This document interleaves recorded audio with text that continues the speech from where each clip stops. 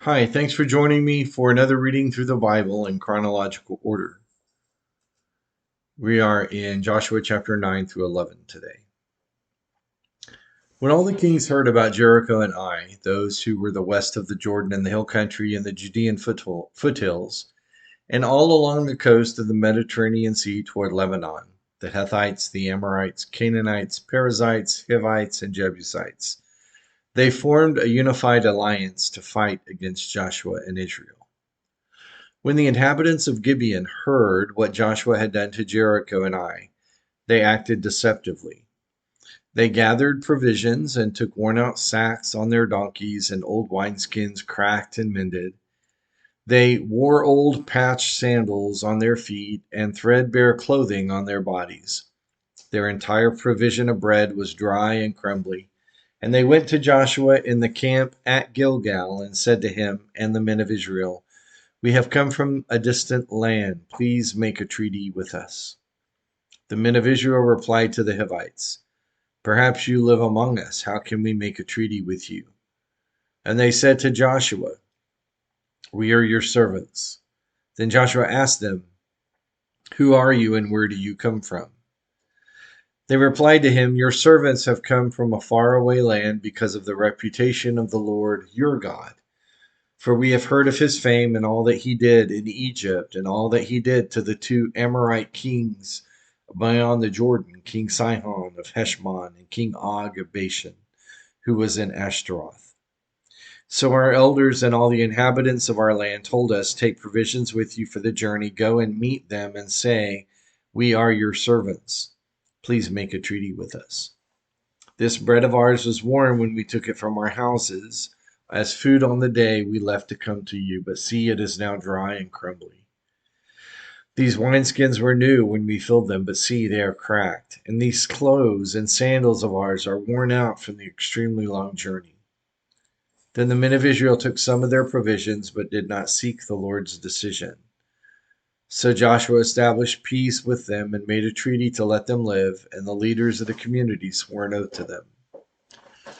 3 days after making the treaty with them, they heard that the Gibeonites were their neighbors living among them. So the Israelites set out and reached the Gibeonite cities on the third day. Now the cities were Gibeon, Shepharoth, Beeroth, and Kiriath Jearim. But the Israelites did not attack them because the leaders of the community had sworn an oath to them by the Lord, the God of Israel. And the whole community grumbled against the leaders. All the leaders answered them, "We have sworn an oath to them by the Lord, the God of Israel, and now we cannot touch them. This is how we will treat them. We will let them live, so that no wrath will fall on us because of the oath we swore." They also said, "Let them live." So the Gibeonites became woodcutters and water carriers for the whole community, as the leaders had promised them.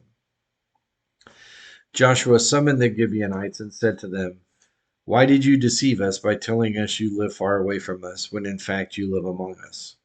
Therefore you are cursed and will always be slaves, woodcutters and water carriers for the house of my God."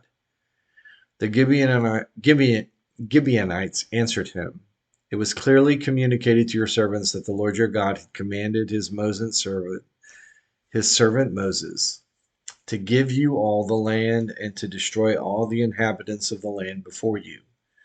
We greatly feared for our lives because of you, and that is why we did this. Now we are in your hands. Do to us whatever you think is right." This is what Joshua did to them. He rescued them from the Israelites, and they did not kill them. On that day he made them woodcutters and water carriers, as they are today, for the community and for the Lord's altar at the place he would choose. Joshua 10. Now King Adoni-Zedek of Jerusalem heard that Joshua had captured Ai and completely destroyed it, treating Ai and its king as he had Jericho and its king, and that the inhabitants of Gibeon had made peace with Israel and were living among them. So Adoni-Zedek and his people were greatly alarmed, because Gibeon was a large city, like one of the royal cities. It was larger than Ai, and all its men were warriors. Therefore King Adoni-Zedek of Jerusalem sent word to King Hoham of Hebron, King Piram of Jarmuth, King Japhia of Lachish, and King Debir of Eglon, saying, "Come up and help us. We will attack Gibeon because they have made a peace with Joshua and the Israelites." So the 5 Amorite kings, the kings of Jerusalem, Hebron, Jarmuth, Lachish, and Eglon, joined forces, advanced with their armies, besieging Gibeon, and fought against it. Then the men of Gibeon sent word to Joshua in the camp at Gilgal, "Don't give up on your servants. Come quickly and save us. Help us, for all the Amorite kings living in the hill country have joined forces against us." So Joshua and all his troops, including all his best soldiers, came from Gilgal. The Lord said to Joshua, "Do not be afraid of them, for I have handed them over to you. Not one of them will be able to stand against you." So Joshua caught them by surprise after marching all night from Gilgal. The Lord threw them into confusion before Israel. He defeated them in a great slaughter at Gibeon, chased them through the ascent of Beth Horon, and struck them down as far as Azekah and Makkedah. As they fled before Israel, the Lord threw large hailstones on them from the sky along the descent of Beth Horon all the way to Azekah, and they died there. Some of them died from the hail than the Israelites killed. More of them died from the hail than the Israelites killed with the sword. On the day the Lord gave the Amorites over to the Israelites, Joshua spoke to the Lord in the presence of Israel. "Sun, stand still over Gibeon, and moon over the valley of Ajalon." And the sun stood still and the moon stopped until the nation took vengeance on its enemies. Isn't this written in the book of Jashar? So the sun stopped in the middle of the sky and delayed its setting almost a full day. There has been no day like it before or since. And the Lord listened to a man because the Lord fought for Israel. Then Joshua and all Israel with him returned to the camp at Gilgal. Now the 5 defeated kings had fled and hidden in the cave of Makkedah. It was reported to Joshua, "The 5 kings have been found. They are hiding in the cave at Makkedah." Joshua said, "Roll large stones against the mouth of the cave and station men by it to guard the kings. But as for the rest of you, don't stay there. Pursue your enemies and attack them from behind.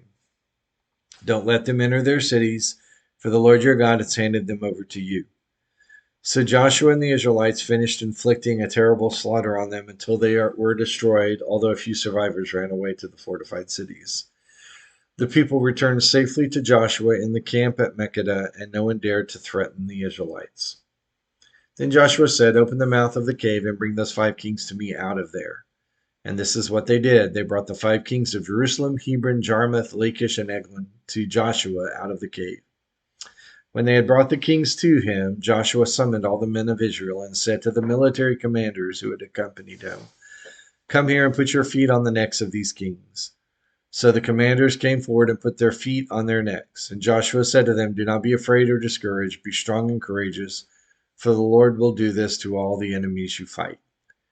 After this, Joshua struck them down and executed them. He hung their bodies on 5 trees, and they were there until evening. At sunset, Joshua commanded that they be taken down from the trees and thrown into the cave where they were hidden.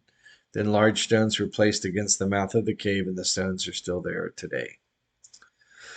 On that day, Joshua captured Makkedah and struck it down with the sword, including its king. He completely destroyed it and everyone in it, leaving no survivors. So he treated the king of Makkedah as he had the king of Jericho. Joshua and all Israel with him crossed from Makkedah to Libnah and fought against Libnah. The Lord also handed it and its king over to Israel. He struck it down, putting everyone in it to the sword, and left no survivors in it. He treated Libnah's king as he had the king of Jericho. From Libnah, Joshua and all Israel with him crossed to Lachish. They laid siege to it and attacked it. The Lord handed Lachish over to Israel, and Joshua captured it on the second day. He struck it down, putting everyone in it to the sword, just as he had done to Libnah. At that time, King Horam of Gezer went to help Lachish, but Joshua struck him down along with his people, leaving no survivors. Then Joshua crossed from Lachish to Eglon, and all Israel with him. They laid siege to it and attacked it. On that day they captured it and struck it down, putting everyone in it to the sword. He completely destroyed it that day, just as he had done to Lachish. Next, Joshua and all Israel went with him from Eglon to Hebron and attacked it.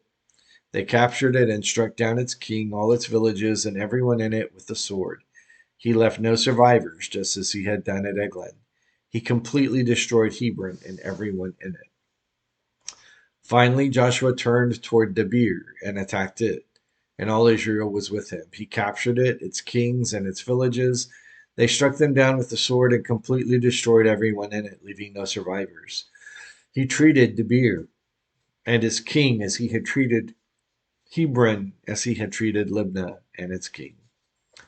So Joshua conquered the whole region, the hill country, the Negev, the Judean foothills, and the slopes, with all their kings, leaving no survivors. He completely destroyed every living being as the Lord, the God of Israel, had commanded. Joshua conquered everyone from Kadesh Barnea to Gaza and all the land of Goshen as far as Gibeon. Joshua captured all these kings and their land in one campaign because the Lord, the God of Israel, fought for Israel. Then Joshua returned from all Israel to the camp at Gilgal. Chapter 11. When King Jabin of Hazor heard this news, he sent a message to King Jobab of Madon, the kings of Shimron and Archshaph, and the kings of the north and the hill country, the Arabah south of Shinnereth, the Judean foothills, and the slopes of Dor to the west, the Canaanites in the east and west, the Amorites, the Hittites, the Perizzites, the Jebusites in the hill country, and the Hivites at the foot of Hermon in the land of Mizpah. They went out with all their armies, a multitude as numerous as the sand on the seashore, along with a vast number of horses and chariots. All these kings joined forces. They came and camped together at the waters of Merom to attack Israel. And the Lord said to Joshua, "Do not be afraid of them, for at this time tomorrow I will cause all of them to be killed before Israel. You are to hamstring their horses and burn their chariots." So Joshua and all his troops surprised them at the waters of Merom and attacked them. The Lord handed them over to Israel, and they struck them down, pursuing them as far as the greater Sidon and Mesrephoth Maim, and to the east as far as the valley of Mizpah. They struck them down, leaving no survivors. And Joshua treated them as the Lord had told him. He hamstrung their horses and burned their chariots. At that time Joshua turned back, captured Hazor, and struck down its king with the sword, because Hazor had formerly been the leader of all these kingdoms. They struck down everyone in it with the sword, completely destroying them, and he left no one alive, and he burned Hazor. Joshua captured all these kings and their cities and struck them down with the sword. He completely destroyed them, as Moses, the Lord's servant, had commanded. However, Israel did not burn any of the cities that stood on their mounts except Hazor, which Joshua burned. The Israelites plundered all the spoils and the cattle of these cities for themselves, but they struck down every person with the sword until they had annihilated them, leaving no one alive. Just as the Lord had commanded his servant Moses, Moses commanded Joshua. And this is what Joshua did, leaving nothing undone of all the Lord had commanded him. So Joshua took all this land, the hill country, all the Negev, and the land of Goshen, the foothills, the Arabah, and the hill country of Israel with its foothills, from Mount Halak, which ascends to Seir, as far as Baal Gad in the valley of Lebanon, at the foot of Mount Hermon.